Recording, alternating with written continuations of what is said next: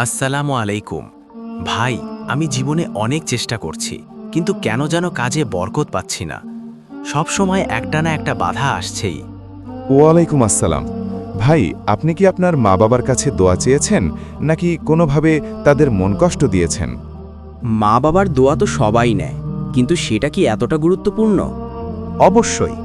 সুনানে তিরমিজি ১৯০৫ নবীজি সাল্লাল্লাহু আলাইহি ওয়াসাল্লাম বলেছেন, তিনটি দোয়া সরাসরি আল্লাহর কাছে কবুল হয়, যার মাঝে কোনো পর্দা থাকে না। তার একটি হল সন্তানের জন্য মা বাবার দোয়া। সুবহান আল্লাহ! আমি তো ভাবতাম শুধু কঠোর পরিশ্রমী সব।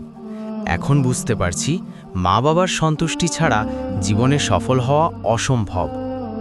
একদম ঠিক।